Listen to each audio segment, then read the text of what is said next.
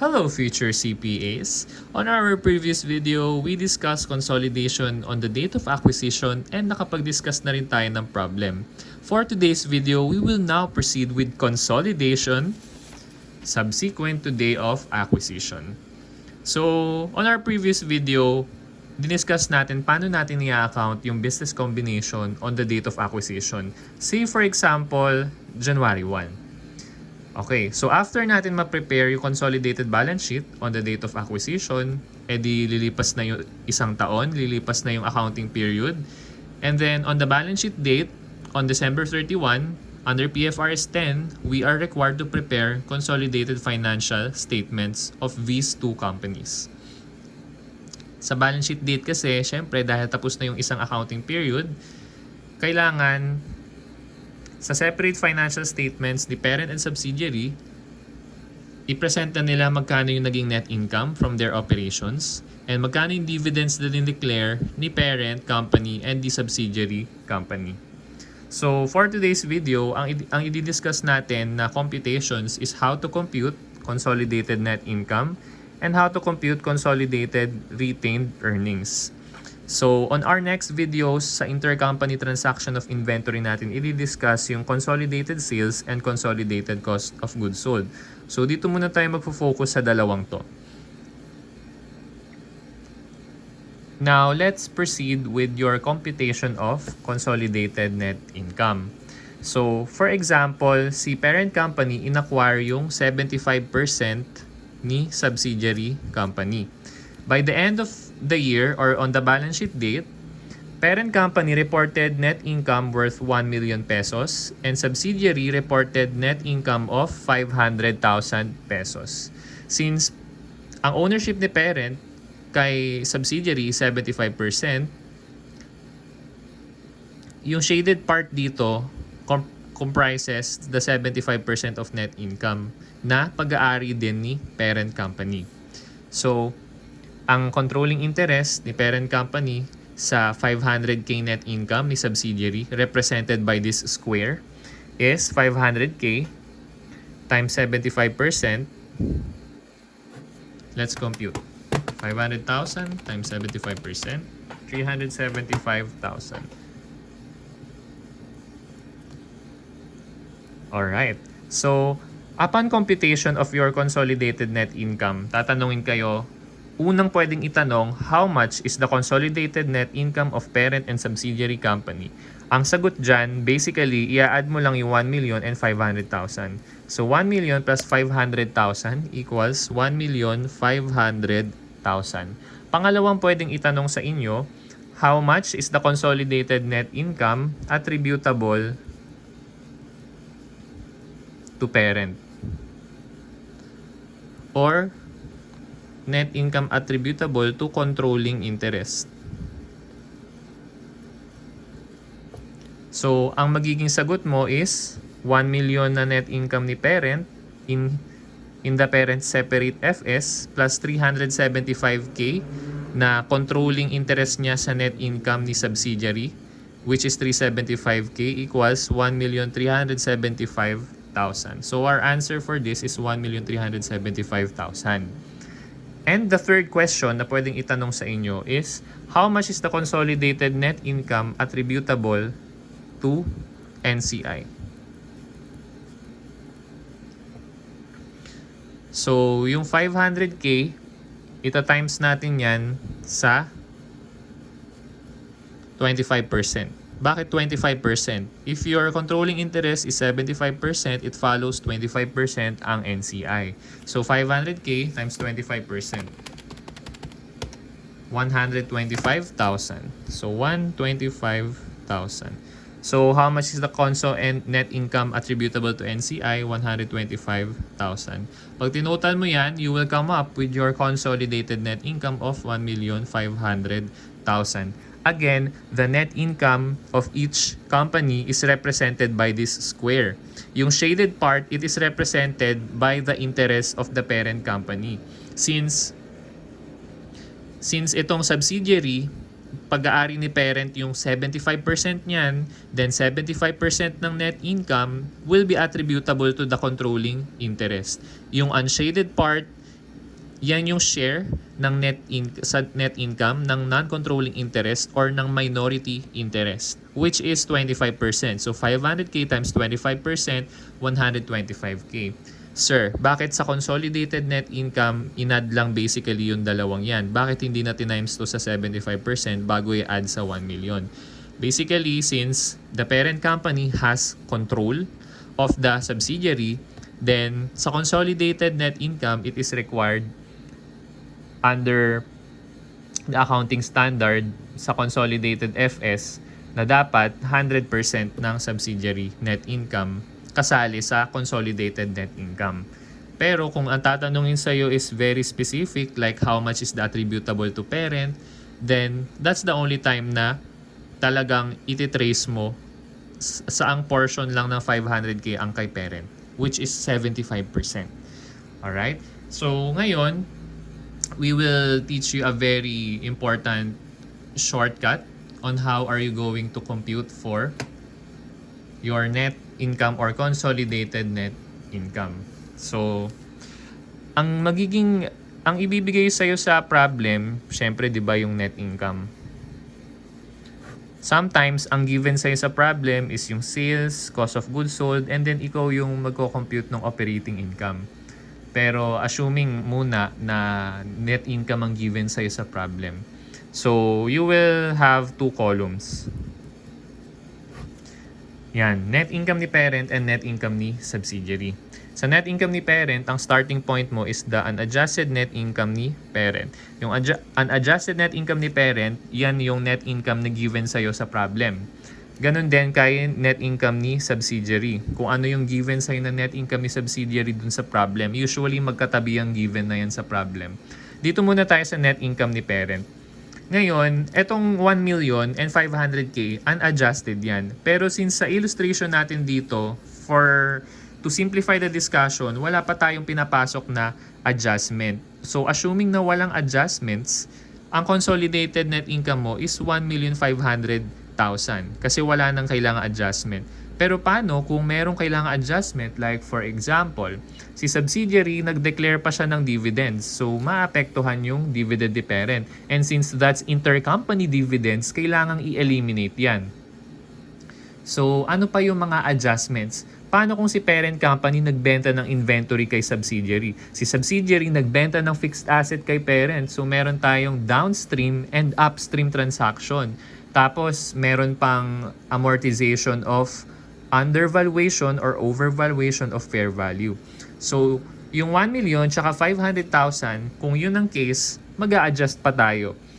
So, eto na yung mga adjustments. So, kapag nag-declare si subsidiary ng dividends, yung 75% mapupunta kay parent. Pero since that's an intercompany dividend, we need to eliminate that. So, UNIP minus dividend received from subsidiary. Tapos, next natin is yung fair value over under valuation. Nung nakaraang lessons natin sa past videos, nagkaroon pa tayo ng drills kung paano i-compute yung fair value net asset. Kasi from book value ng net asset, i-adjust natin yun sa fair value ng net asset. Kasi yung fair value ng net asset, yun yung nire-require ng PFRS 10 na valuation ng assets sa consolidated financial statements. But under PAS 27, may separate financial statements ang parent company and subsidiary company. Ang valuation ng assets dyan, book value. So, hindi mo makikita dyan yung fair value. Ang fair value ng asset, makikita mo lang sa consolidated financial statements. So, paano ka magko-consolidate at the end of the year? Yung book value ng assets ni parent, ipa-plus mo sa book value assets ni subsidiary, makukuha mo na ba yung Conso FS? Meron pang kulang sa equation. Ano yon? Yung fair value adjustments. So, kung di mo pa napanood yung previous video, panoorin mo muna. Doon natin pinag-usapan yung fair value adjustments. So, since meron kang naka-reflect na fair value adjustments, para lang makuha mo yung fair value ng net assets, ibig sabihin sa separate FS, di ba, nagde-depreciate ka din. So, ang pag-depreciate mo sa assets mo on your separate financial statements ng parent and subsidiary company is at book value din. So kung halimbawa, mas mataas yung fair value net assets, sa Conso FS, kailangan mas mataas din ang depreciation mo. So ibig sabihin, in this case, kulang. So, di ba, ito, Conso FS mo, specifically your balance sheet. Tapos ito, ipag-add mo yung depreciation para mabuo mo yung consolidated income statement mo. Ngayon, paano mo i-account ngayon to? Kailangan yung fair value adjustment, i-depreciate mo din. It is a terminology what we call amortization. So, ipa-plus mo pa yung amortization of fair value adjustment para mabuo mo yung consolidated income statement. Yung fair value over under valuation, kaninong assets yan? Assets yan ni subsidiary. So, therefore, i-account natin yan dito sa side ni subsidiary net income adjustment. So, plus or minus fair value over under valuation amortization. Next naman natin, si parent nagbenta ng inventory kay subsidiary. Pero since kay subsidiary niya binenta, from a financial accounting and reporting perspective, siya din yung subsidiary. So, yung tinanggap niyang pera from subsidiary upon selling the inventory, parang it's just like putting the money from the left pocket of parent company to the right pocket of parent company. So, kailangan i-eliminate natin yung intercompany sale na yan. Kaya, kung sino yung nagbenta, sa kanya natin i-adjust. Kapag downstream, ang nagbenta si parent. So, plus or minus downstream. Bakit plus or minus? Kasi pwedeng profit, pwedeng unrealized profit, pwedeng unrealized loss. Next naman natin is, pag si subsidiary naman ang nagbenta kay parent, that's what you call upstream. So, kung sino yung nagbenta, kung si subsidiary yung nagbenta, that's upstream. So, sa kanya natin i-adjust yung upstream. And then, ma-minus na natin pareho if there are any impairment loss.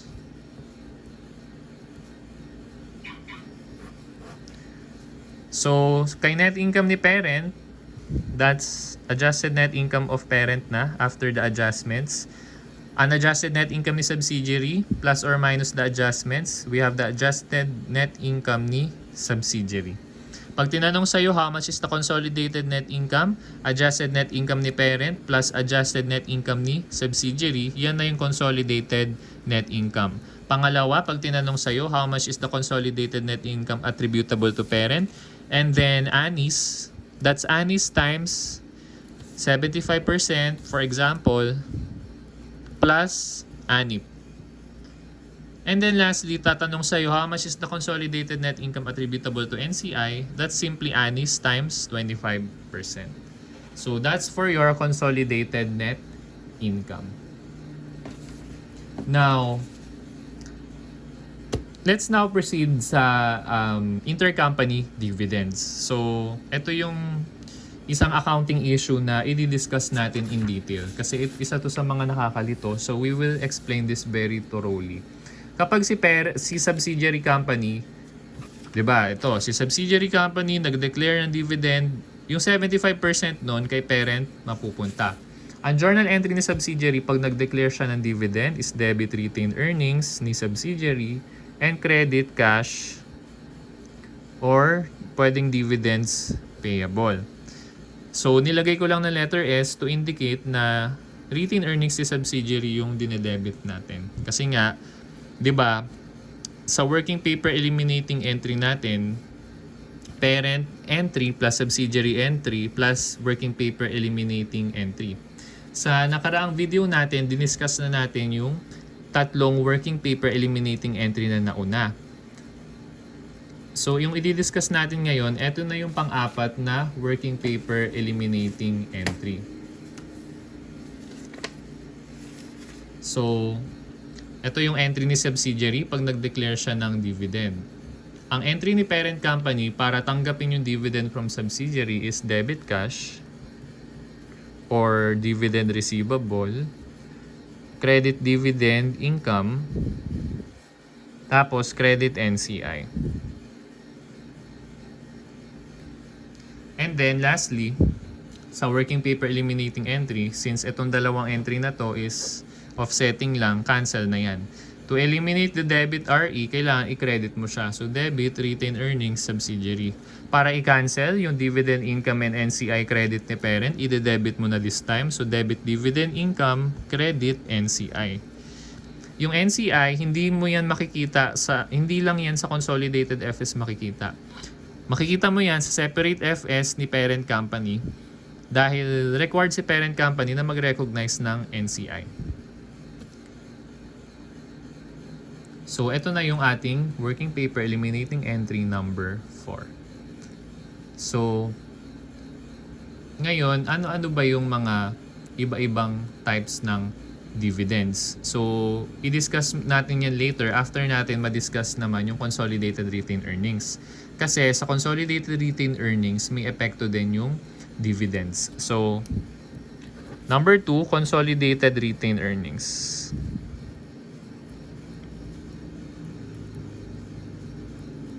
Ang retained earnings na nire-recognize natin sa Conso FS ay retained earnings lang ni parent. Diniscuss na natin yan on our previous video. Kapag Conso RE ang pinapakompute sa inyo, T accounts ang gamitin ninyo para mas madali. So, lagay natin dito, Conso RE. So, ang beginning balance mo, syempre, yung retained earnings ni parent. So, hindi ko na isusulat ha. And the next naman is nakakadagdag sa retained earnings yung net income ni parent. Siyempre, dahil may control tayo sa subsidiary, isasama mo rito yung net income ni subsidiary. Pero ito times mo yan sa controlling interest. So kung 75% lang ang hawak mo sa subsidiary, yung net income ni subsidiary na ilalagay mo sa Conso RE, i-times mo muna yan sa controlling interest. Next naman natin is gain on bargain purchase. So, yung gain on bargain purchase, sa day of acquisition yan. No? So, since yung day of acquisition mo is the first day of the accounting period na nire-report mo, i-credit mo pa rin yan sa balance sheet date on December 31. Okay? So, yung gain on bargain purchase, huwag mong kalimutan na kailangan idagdag mo yan sa retained earnings kung meron man ganyan nung date of acquisition kahit nandito na tayo sa subsequent to day of acquisition. Lastly, dividend declared by parent. Yung dividend declared by parent company, parang sa normal company lang, kahit walang business combination, kapag nag-declare ang isang company, nagde-debit tayo ng retained earnings. Yan. And then, from the point of view of parent, nakatanggap siya ngayon ng tinatawag na dividend from the subsidiary. So, kapag nakatanggap siya ng dividend from subsidiary, kailangan i-cancel niya yon. So, dividend received from subsidiary.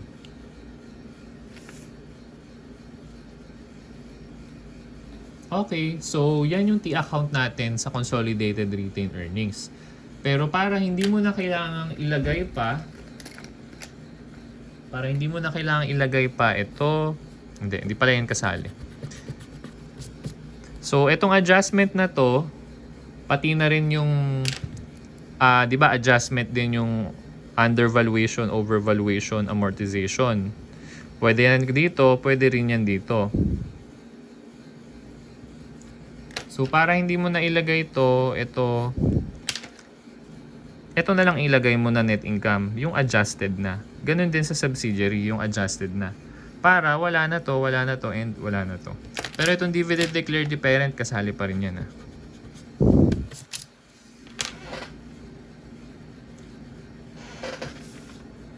Okay, so pag pinasimple natin yung consolidated retained earnings natin, ganito na ang magiging itsura niyan. Beginning balance, adjusted net income ni parent, adjusted net income ni subsidiary times controlling interest percentage and gain on bargain purchase. Kung nag-declare si parent company ng dividends, ibabawas mo lang dito. And then, that's it. Meron ka ng ending balance ng consolidated retained earnings mo. So, ipapakita natin mamaya sa problem na alin man dyan yung gamitin mong T-account pro forma is pareho lang ang magiging sagot. Okay? So, now, about dividends, may gusto pa akong linawin. So, sa problem, bibigyan kayo ng amount ng net income. Pag binigay sa inyo yung amount ng net income, dito nyo agad ilalagay sa UNIP and UNIS. Okay? And ang presumption natin, kapag binigyan kayo ng net income sa problem, that's composed of two components, your operating income and your non-operating income. Sa non-operating income nyo, it includes dividend revenue. So, yung net income, for example, ni parent company, kapag may given na net income, dito mo lalagay. Bakit mo ima-minus yung dividend revenue na natanggap mo from subsidiary? Kasi basically, kailangan i-eliminate natin yan dahil required na i-eliminate natin sa consolidated financial statements.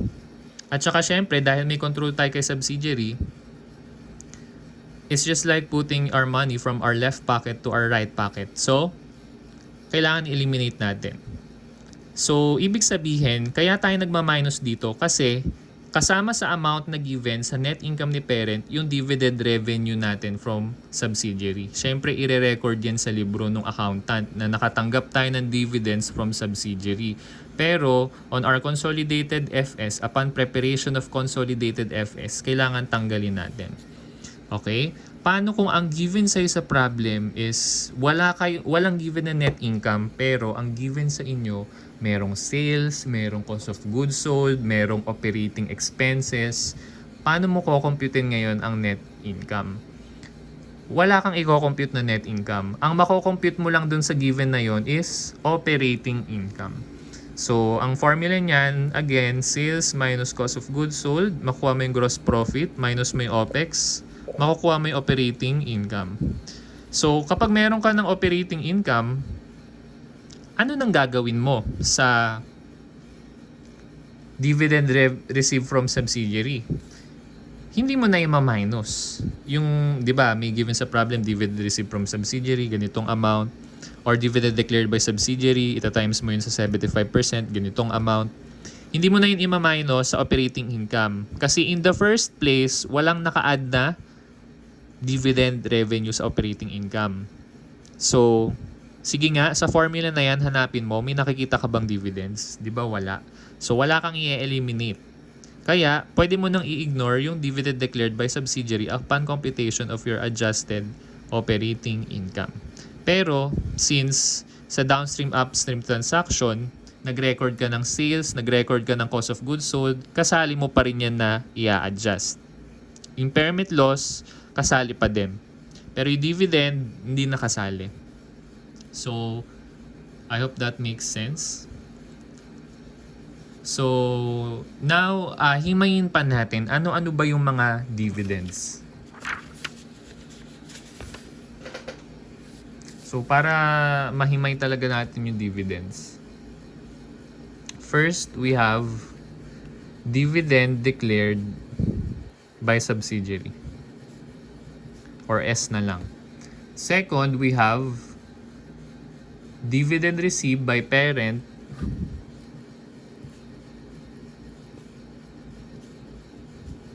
from subsidiary or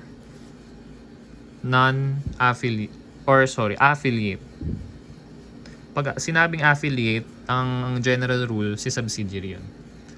So, ano yung magiging epekto niya sa consolidated retained earnings? Kasi kanina lang, di ba, dinidiscuss natin yung T-account ng retained earnings. So, ano kaya magiging epekto? Itong dalawang to, pareho lang yung magiging epekto nila. Kasi pareho lang naman yan. Di ba? Dito, kapag si subsidiary nag-declare ng dividend, ito yung journal entry. Tapos, pag si parent company nakatanggap ng dividend dahil si subsidiary nag-declare siya, ito yung journal entry. So, ang magiging effect lang niyan or adjustment, syempre madadagdagan yung net income natin sa Conso FS. Kailangan bawasan mo yung net income. Ngayon, kung in-add mo na yung net income sa retained earnings without adjusting the net income, edi i-minus mo pa sa retained earnings. Pero hindi mo na kailangang i-minus sa retained earnings kung in-adjust mo na siya sa net income. Just like what I'm saying a while ago on this part. Okay, so next naman, okay na yung journal entries niyan. Nakita nyo na yan dito. So, hindi ko na yan isusulat ulit. Next naman is dividend declared by parent. So, pag nag-declare si parent company ng dividends, ang journal entry niya is debit retained earnings, credit dividends payable, or pwede ring cash kung binayaran na niya kaagad sa stockholders. Ang epekto niyan sa RE, syempre babawasan mo yan. Next naman natin, lastly, dividend received by parent from non-subsidiary or non-affiliate. So, kanina dividend received from affiliate. Yung affiliate si subsidiary yon. Possible din pala na makatanggap si parent company ng dividends from non-subsidiary or non-affiliate. Ano yan? Yan yung dividends niya from from the parent's other investments aside from the parent's investment sa subsidiary. Ang tinutukoy dito is yung investment mo under PFRS 9 financial instruments. Pwedeng meron kang si parent company, may investment siya sa ibang company through FVPL or FVOCI. Meron siyang equity securities sa ibang company. Pwede rin naman under PAS 8, joint venture and investment in associate. 'Di ba? Doon sa investment in associate, ang voting power niya is more than 20%.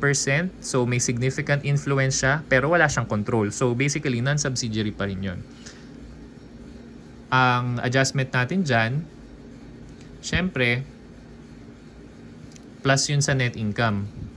So, kung plus sa net income, ipa-plus mo sa retained earnings. Kung hindi mo pa na-adjust sa net income. Pero kung adjusted na yung net income mo na kinredit mo sa retained earnings, huwag ka na mag-add sa retained earnings. So, ikaw yung mag-a-adjust as an accountant. You have to be flexible in computations. Okay? So, now let's proceed to our problem.